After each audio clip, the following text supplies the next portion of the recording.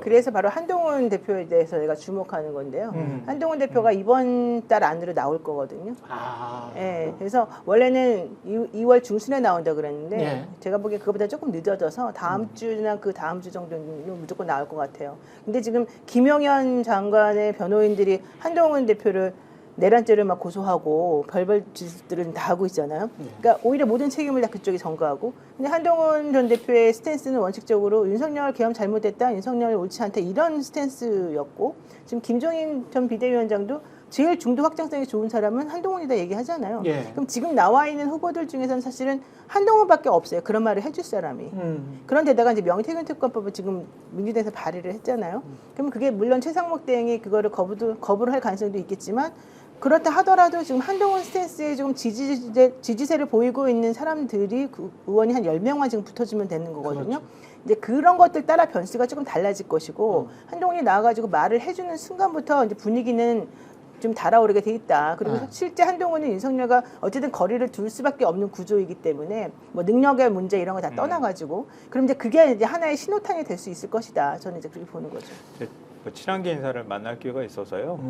자, 빨리 나와라. 자, 그런 얘기도 했고요. 한동훈 빨리 나와라. 나올 생각이 있느냐? 뭐 이렇게 또 묻기도 했었는데요. 왜냐하면 우리가 국민의힘하고 같이 가기는 어렵잖아요. 이제 국민의힘 저 극우화되어 있는 집단하고 어떻게 헌정 질서를 자꾸 무너뜨리려고 하는데, 권성동이 얼굴이 됐고 윤석열이 얼굴이 됐으니까. 그러니까 네. 이걸 보수진영 다 이렇게 생각하지 않는 거 아니냐. 그렇지. 그럼 합리적 보수, 아까 뭐 분류했던 것처럼 운공 보수, 중도 보수 이런 층들은 정말 그래도 아무리 민주당하고 뭐 이념 지향도 다르고 뭐 생각도 다르다고 할지라도 그래도 최소한 민주주의 헌정 질서를 지키겠다고 하는 거는 일치하지 않느냐. 그런 부분에 있어서는 지금 국민의힘이 완전 극우화되고 극우 파시즘에 경도되어 있는 이런 집단화되고 있는 것에 분명한 목소리를 낼 누군가는 필요하다. 그리고 지금 탄핵 문제에 대해서만큼이라도 민주당하고 같이 목소리를 내준다면 그 보수 진영 안에서도 파시즘화 돼가고 있는 사람들은 좀 그 한쪽 귀층으로 좀 밀면서 그러면서 민주당하고 너른 방식으로 연대하든 할 때 싸울 때 싸우더라도 지금과 같은 때는 연대해야 한동훈의 존재감이 더 드러날 거다 이런 얘기를 나눴거든요. 예. 그러니까 글쎄요, 파괴력이 어느 정도일지는 잘 모르겠어요. 그러니까 제가 볼 때는 파괴력이 크지는 않을 거라고 생각해요. 근데 보수 진영 내부에서 이런 목소리를 누군가가 내고 있다는 건 매우 중요하다는 거예요. 그러니까 한동훈 전 대표가 최소한 이거는 이번 계엄 선포는 이건 내란이고 이건 위헌적인 거라고 하는 목소리라도 좀 적극적으로 내준다면 보수 안에서도 그나마 갈 곳을 잃은 보수층이 있단 말이에요. 그 보수층이 한동훈이든 뭐 또 다른 누가 또 유승민이든 이런 사람들하고 함께 움직일 여지가 여전히 남아있긴 하다.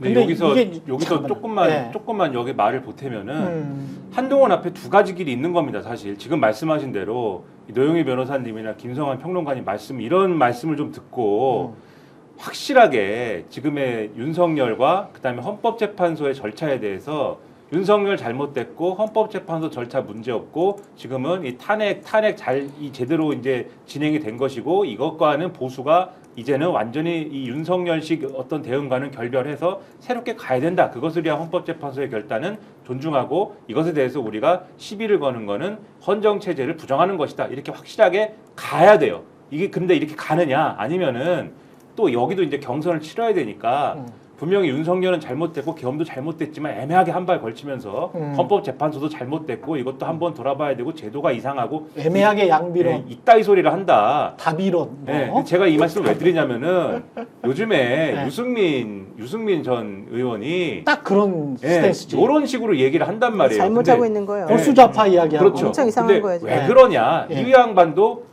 경선을 내가 통과를 못하는 약점이 있다는 걸 알기 때문에 이 얘기를 하는 거거든요. 유승민마저도 극렬 지지자들 눈치를 그렇죠. 본다. 그러니까 맞아요. 이 윤석열은 강하게 부정을 하지만 그것만으로는 경선 통과의 가능성을 제로로 만드는 거니까 그것만 하면은 그렇죠. 조금이라도 여지를 남기기 위해서는 그러나 헌법재판소도 잘못하고 있어. 이거를 지금 집어넣는 거지 않습니까? 근데 이렇게 하면은 그러면은 만약에 헌법재판소 결론이 나왔을 때 극우 지지층이 야 헌법재판소를 때려 부수자라고 했을 때 때려 부수자는 안 되라고는 얘기를 하겠지만 그 빌미를 또 주는데 함께하는 격이 돼버리는 거잖아요. 그렇죠. 이런 거를 차단해야 되는 거거든요. 그래서 명확하게 아주 해야 되는 것이다 입장을. 저는 근데 국민의힘에 조금 더 민주당에게 요구했던 그 정도의 스탠스를 단계별로 요구를 해야 된다라고 생각을 하거든요. 너희들이 집권 정당이 되려면 비전을 제시해라. 반대만 하지 말고 남탓만 하지 말고 비전을 제시해라. 이게 늘 조중동이 민주당한테 했던 이야기거든. 수십 년 동안 했던 이야기입니다. 근데 지금 단계를 보면 아까 말씀하신 대로 세 분이 말씀하신 대로 첫 번째가 윤석열 만세를 외쳐왔어요. 근 3년 동안.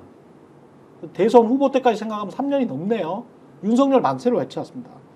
두 번째, 문재인 탓, 이재명 탓만 해왔습니다.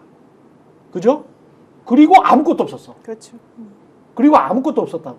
근데 그렇게 집권을 3년 정도 하고 우리한테 또 표를 주셔라고 하려면 이 사람들이 늘 말하던 식으로, 조중동이 말하던 식으로, 그리고 국민의힘이 민주당을 비판하는 식으로 문바와 개딸 같은 극렬 지지자들한테 일단 벗어나서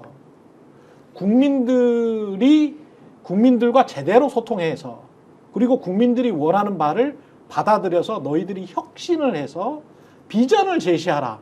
단계가 한 4단계 정도 있어야 돼. 근데 우리가 지금 국민의힘이 워낙 못하고 있다 보니까 야, 윤석열 만세라도 걷어들여. 그거라도 잘못했다고 빌어. 그러면은 뭐 어떻게 생각해 볼게. 이런 정도거든요. 근데 이것도 사실은 국민의힘을 너무 봐주는 것 같아. 저는 이거 한국의 보수 정치인들을 한국의 언론과 시민들이 좀 스포일 시켰다고 보거든요. 영어 써서 죄송합니다만은 딱 이 단어가 제일 정확해. 부모가 아이를 스포일 시킨 거야. 버르장머리 없이. 버르장머리 없이 오냐 맨날 해준 거야. 어지간하면 그냥 찍어줘 버린 거야. 근데 그게 아니거든. 민주당한테 엄격하게 요구했던 것처럼 야, 문바들한테 벗어나. 개딸들한테 벗어나. 그런데 그거는 1단계야. 1단계라고. 수능에 참여할 수 있는 최소한의 자격이죠. 그렇지. 네. 1단계라고. 그 다음에 합리적으로 너희들이 민주진영 꾸려가지고 그 다음에 그 사람들끼리 해서 통합해가지고 국민들한테 비전을 제시해. 늘 이래왔잖아. 그러면 이 똑같은 거를 요구를 해야지 국민의힘한테. 왜 국민의힘은 맨날 IMF 환란 위기 일으키고 나서 야, 사과만 해줘. 미안하다고만 해줘. 친위 쿠데타를 일으키고 군대를 동원해가지고 총칼로 사람들을 위협해도 야, 사과만 해라. 스탠스만 좀 바꿔봐봐. 미안하다고 해. 그럼 또 찍어줘? 이건 아니라는 거지. 저는 안 찍는. 그렇죠.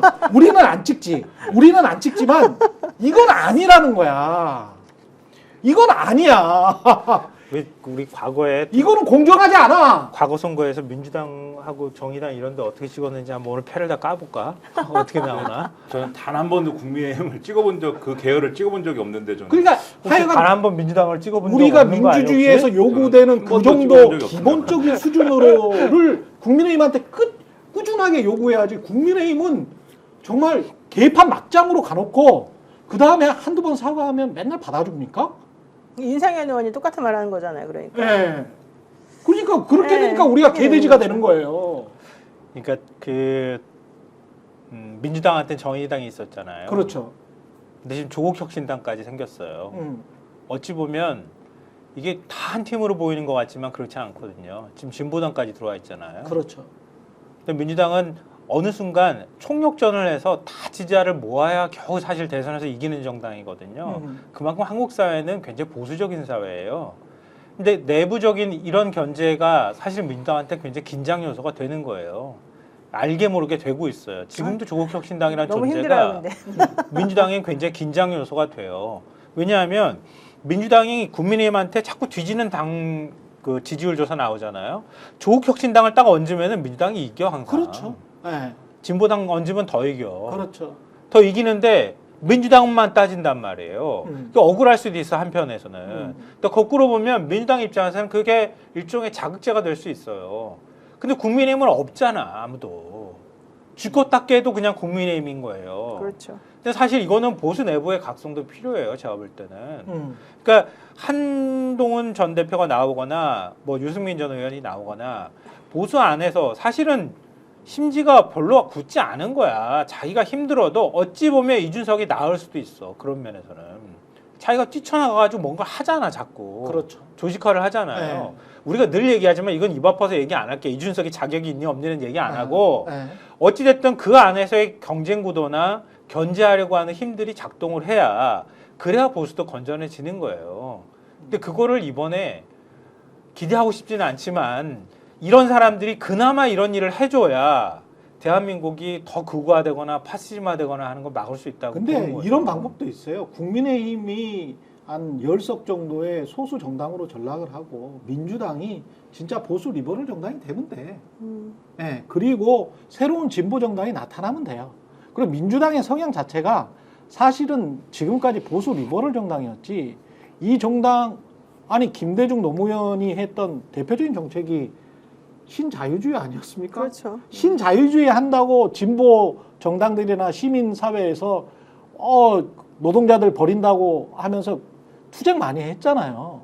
그러면 이제까지 했던 것들 쭉 봐보면 있잖아요.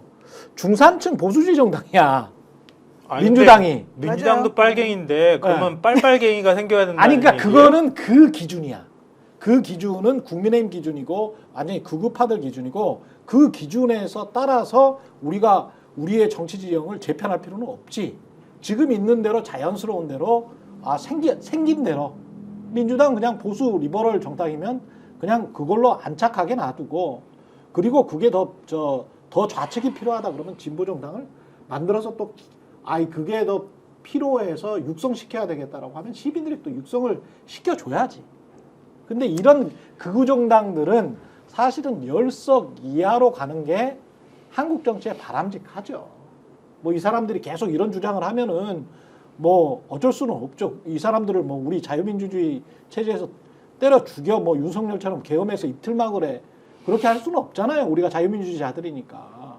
그렇게 할 수는 없지. 하지만 이자들이 다시는 주류 세력으로 바로 하지 못하도록 시민들이 민주주의 교육을 제대로 하고 이참에 이들과는 결별하자라는 생각을 굳게 헤어질 결심을 하는 게 중요하지 않겠습니까?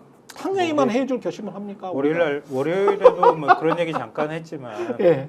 그러니까 네. 다음 정부가 들어서면 다음 정부는 이 극우를 뽑아내는 것도 힘들 버거운 정부일 거예요. 왜냐하면 지금 인권위도 보시면 아시겠지만 인권위원들 지금 임명된 게 임기 3년인가 그렇잖아요. 임기 1년도 안 됐어. 1년 조금 넘거나. 그렇지. 그러니까 이런 인권위를 어떻게 두겠어요. 근데 그렇다고 해가지고 또 인권위원장 너 그만둬 그런 다음에 막 감사 들어가가지고 막 뒤져? 그거 안 된단 말이에요. 아마 버틸 거예요. 이런 현상이 정부 곳곳에 굉장히 많이 있을 거예요. 그러니까 그런 부분들을 정리하는 작업을 하는 것만으로도 다음 정부는 굉장히 버겁다. 그럴 때 그러니까 정부가 뭐 지금 여러 가지 대안들을 얘기하고 있지만 다시 한 번만 좀 돌아보면서 지금 말씀하셨던 것처럼 이런 것들을 좀 차근차근 정리하는 작업들을 했으면 좋겠어요. 반대편에 막 극우가 막 반대 집회하고 이런 것들에 너무 신경 쓰지 말고 갈 길을 가면서 그렇습니다. 정리 작업을 했으면 좋겠어요. 스픽스는 말하는 언론입니다. 대세는 유튜브, 그중에서 스픽스. 좋아요, 댓글, 구독, 알림 설정. 여러분이 저희를 사랑해 주시고 우리가 여러분을 사랑하는 4가지 방법입니다.